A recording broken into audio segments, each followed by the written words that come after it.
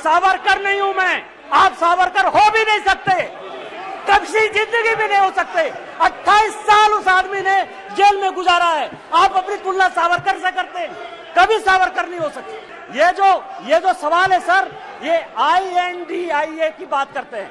मुझे तो, मैं सोनिया जी का बहुत सम्मान करता हूं, और ये जो INDIA बना है सर, ये INDIA, यहां जितने लोग सांसद बैठे हैं ना, उनको रैंडम यदि आप पूछ लीजिए अपोजिशन वाले से कि INDIA का क्या फुल फॉर्म है, शायद कुछ ही लोग होंगे जो बता पाएंगे। और ये इंडिया बात कर रहे हैं सर। तो मैं तह पर गया सर कि अविश्वास प्रस्ताव पर कौन कौन पार्टी हमारे खिलाफ है। सबसे बड़ी पार्टी DMK है, बड़ा सम्मान करता हूं मैं, करुणानिधि जी का बड़ा योगदान रहा है इस देश को बनाने में। अब आप समझे सर कि 1976 में भ्रष्टाचार के आरोप के ऊपर इस कांग्रेस ने करुणानिधि जी की सरकार को बर्खास्त कर दिया, और 80 में जब इंदिरा जी की सरकार बनी तो यही DMK उनके साथ हो गई। आप करें तो रासलीला, हम करें तो करेक्टर ढीला।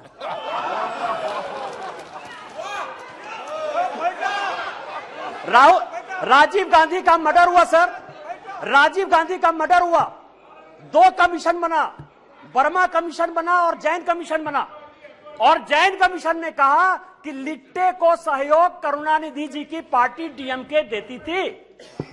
क्या जैन कमीशन गलत था? क्योंकि उस कमीशन को आपने, उसके बाद भी आपके साथ है। मैं तो बहुत सम्मान करता हूं। आप ये बताएं कि आप भ्रष्टाचार की बात करते हो, आप ED CBI इनकम टैक्स की बात करते हो, इसी सदन के बड़े इंपॉर्टेंट सदस्य हैं, मैं सम्मान करता हूं, मेरे दोस्त हैं, राजा साहब, कनी जी बैठी हुई हैं, दयानिधि मारन जिनका विभाग बदल गया। हमने आपके ऊपर 2G का केस लगाया, हमने बंद किया। उस गरीब महिला को सर, बेचारी महिला को इन लोगों ने जेल में डाला। आप हमारे खिलाफ हो। हमने क्या किया? हमने क्या किया? हमने आपका विभाग नहीं बदला, हमने आपका विभाग नहीं बदला। आप अपोजिशन का लेके आए हो, आप अपने पोजीशन पार्टी की बात कर रहे हो। दूसरी पार्टी है TMC, दूसरी बड़ी पार्टी है। जो प्रधानमंत्री जी ने कहा उसी को मैं एक्सप्लेन कर रहा हूं सर, कि प्रधानमंत्री जी ने, क्योंकि वो हरि अनंत हरि कथा अनंता वाली बात करते हैं, एक शॉर्ट लाइन में बात करते हैं। दूसरी पार्टी है सर TMC। माननीय राजनाथ जी संजोग से बैठे हुए हैं। सिंगूर का बड़ा आंदोलन हुआ, भारतीय जनता पार्टी की सहयोगी थी, हमने साथ दिया TMC का। माननीय राजनाथ सिंह जी पार्टी के अध्यक्ष होते हुए ममता बनर्जी के रैली में शामिल हुए, हमने आंदोलन को साथ दिया। यदि आज आप बंगाल में सरकार बनाए, उसमें हमारा भी कोई योगदान है, लेकिन आपको करप्ट किसने बनाया?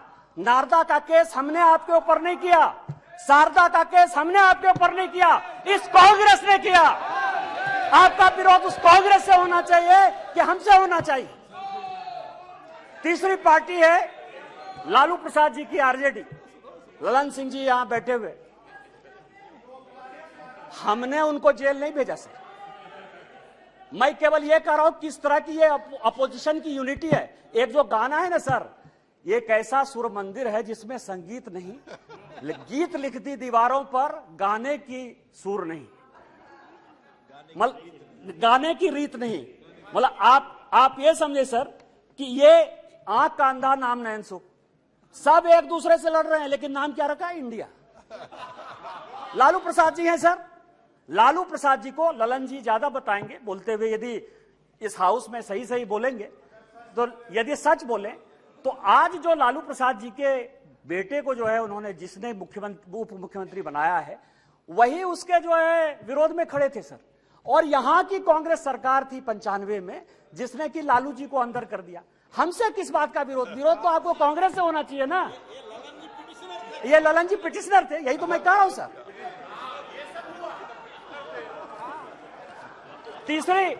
तीसरी पार्टी है सर मुलायम सिंह यादव जी। चौथी पार्टी है मुलायम सिंह यादव जी की पार्टी सर।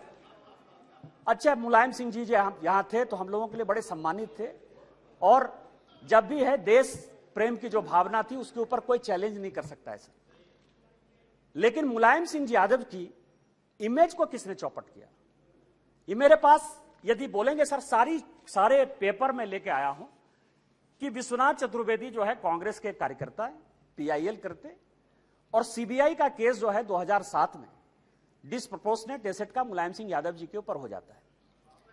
2008 में इसी सदन में मुलायम सिंह यादव जी ने आपको सीबीआई के डर से न्यूक्लियर में सपोर्ट किया कि उन्होंने अपनी आइडियोलॉजी के तहत किया, ये आप बता दीजिए जनता को।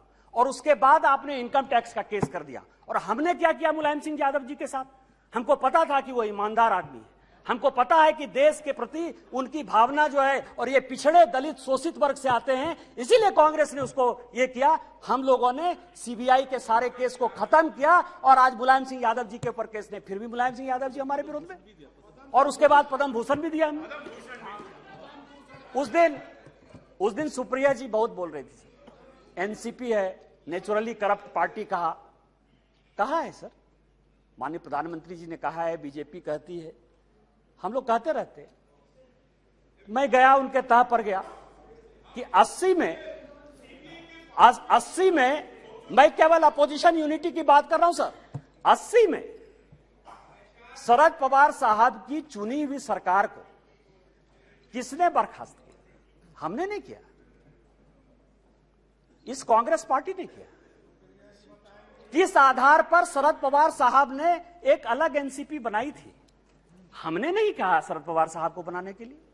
किस आधार पर जब हम पहली बार यहां जीत कर आए तो रोज जो है इसी तरह की महंगाई की बात होती थी, एक एक्सचेंज की बात, कमोडिटी एक्सचेंज की बात होती थी, रोज पवार साहब के ऊपर आरोप लगते थे, हमने नहीं लगाया।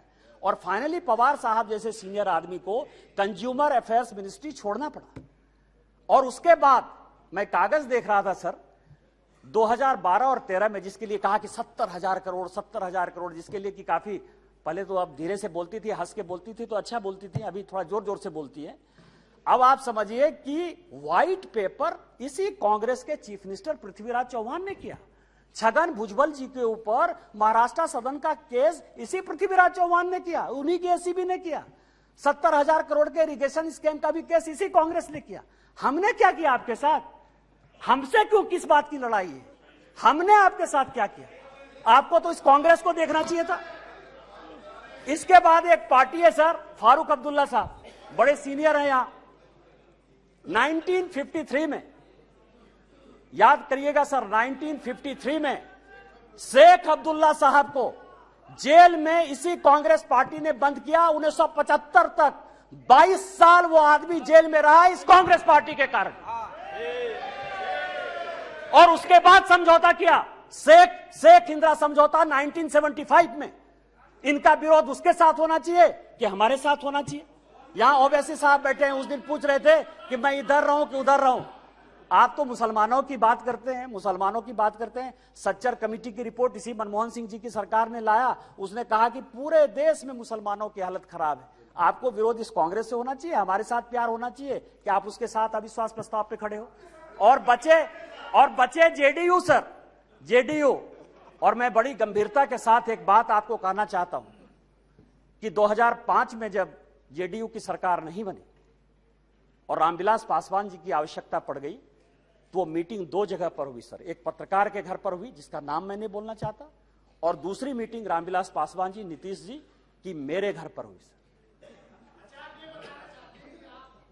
और उस वक्त का मैं एक चीज और खुलासा कर देना चाहता हूं कि जेडीयू को यदि सबसे ज्यादा किसी ने फंड करवाया होगा तो यदि 2, 4, 5 आदमी होंगे तो उसमें एक नाम निशिकांत दुबे का भी है। आप मेरा विरोध कर रहे हैं, मेरा है, मैं on the floor of the house कर रहा हूं, बड़ी गंभीरता के साथ कर रहा हूं। आप उसकी बात कर रहे हैं? आप पूछ लीजिएगा अपने मुख्यमंत्री से। लेकिन यह अविश्वास प्रस्ताव आया सर, अविश्वास प्रस्ताव किस लिए आया? यहां सोनिया जी बैठी हुई है, सोनिया जी का मैं बड़ा सम्मान करता हूं सर। सोनिया जी, मुझे जो लगता है कि उनके पार्टी की उनकी 2 मनस्थिति है। वो एक हिंदू सभ्यता संस्कृति में बिलीव कर रही हैं, इसीलिए अलौकिका पंडिता की तरह जो पूरा किताब में लिखा हुआ है कि क्या क्या करना चाहिए एक भारतीय नारी को, उसका पूरा का पूरा पिक्चर सोनिया जी देती है। उनको 2 काम करना है, बेटे को सेट करना है और दामाद को भेंट करना है।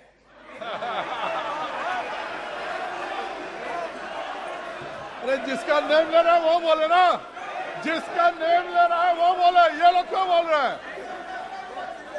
अध्यक्ष जी, जिसका नाम लिया जा रहा है वो सदन में मौजूद है, वो ऑब्जेक्शन नहीं कर रही है। दूसरे क्यों कर रहे हैं ऑब्जेक्शन? दूसरे क्यों ऑब्जेक्शन कर रहे हैं? वो खुद सदन में मौजूद है, उनको कोई ऐतराज नहीं है। दूसरे ऐतराज करने वाले कौन होते हैं? जब ऑलरेडी सदन में लोकसभा की माननीय सांसद मौजूद है और वो ऐतराज नहीं कर रही है, तो दूसरे ऐतराज करने वाले कौन होते हैं? अब आप समझिए सर, मैंने दोनों बातें कही कि बेटे को सेट करना है और दामाद को भेंट करना है। मैं अपने बात पर कायम हूं सर। आप ये समझे सर, ये केस है सर, इनकम टैक्स का केस चल रहा है। नेशनल हेराल्ड का इनकम टैक्स का एक केस चल रहा है ट्रिब्यूनल में। मैं जो भी पेपर कहेगी कांग्रेस, मैं on the floor of the house जो है इसको रखने को तैयार हूं। और यदि इसमें एक भी बात गलत होगी तो मुझे आप सदस्यता से उसी दिन निकाल दीजिएगा सर। लेकिन कांग्रेस पार्टी को सुनना चाहिए सर। इनकम टैक्स अथॉरिटी ने कहा कि ये फाउंडेशन के जितने इनके केस है, नेशनल हेराल्ड के जितने केस हैं, उसकी असेसमेंट करें। हाई कोर्ट का आदेश सर, हाई कोर्ट का आदेश आ गया, हाई कोर्ट का आदेश आ गया कि इसको जो है सेंट्रलाइज करना। ये हाई कोर्ट का आदेश है सर। अभी ये सुप्रीम कोर्ट चले गए। अब आप समझिए कि इनकम टैक्स से बचने के लिए 1 लाख रुपया देके कोई 5,000 करोड़ की कंपनी ले सकता है। ये मैडम सोनिया जी और राहुल जी बता सकते हैं सर, कोई दूसरा नहीं बता सकता। और ये कह रहे हैं कि केवल हमारे ऊपर ये चीजें होती है। यहां जीएम सिद्धेश्वर बैठे हुए सर, हमारे पार्टी के सांसद हैं जीएम सिद्धेश्वर। अब भी 80 करोड़ रुपया उन्होंने इनकम टैक्स में भरा है सर। यदि मोदी जी आपको चोर कहने की बात करते हैं तो अपने पार्टी के भी लोग जो दोषी हैं उनको भी 80 करोड़ रुपया दिया। मैं ऑन रिकॉर्ड कर रहा हूं सर, जीएम सिद्धेश्वर को 80 करोड़ देना पड़ा। बीजेपी के 4 बार के सांसद हैं और आप इनकम टैक्स के लिए बचाव करने के लिए सुप्रीम कोर्ट जाने की बात करते हो। ईडी की रेड होती है सर। और मैं आपको बताऊं कि एक भाग गया है, भंडारी है, मैं उसका पूरा नाम नहीं लूंगा क्योंकि भंडारी कोई भी हो सकता है सर। किसी भी दिन वो यूके से लौट कर आ जाएगा। मैंने इसी हाउस में कहा था कि किसी आदमी का जो है, दामाद जी का जो है मकान है लंदन में, ये कोर्ट का ऑर्डर है सर। एक आदमी जो भागा उसका नाम है सीसी थम्पी। कोर्ट के आदेश के बाद उसका बेल हुआ। इस कोर्ट का ऑर्डर है सर। उस कोर्ट के ऑर्डर में सीसी थम्पी ने यह एक्सेप्ट किया कि उसने जो दामाद जी हैं, दामाद जी के नाम पर कौन दामाद, कोई भी दामाद हो सकता है। इनको दामाद जी से क्या प्रॉब्लम है सर? मेरा भी दामाद हो सकता है। 12 ब्रांसन स्क्वायर थम्पी ने, जिसको थम्पी ने, कोर्ट ने आदेश दिया कि जब जरूरत होगी तुम आ जाना। आप समझिए कि वो भाग गया। उसने कहा कि 12 ब्रांसन स्क्वायर जो है हमारा है। उसी तरह से संजय भंडारी का जो आने वाला है सर, यूके कोर्ट ने जो आदेश किया है उसमें यह बात कहा है कि दामाद जी का वो मकान है। आप क्यों भाग रहे हो? तो जो मैंने आपको कहा कि ये जो अविश्वास प्रस्ताव है सर, ये अविश्वास प्रस्ताव का जो मूल मंत्र है कि बेटे को जो है सेट करना है और दामाद को भेंट करना है।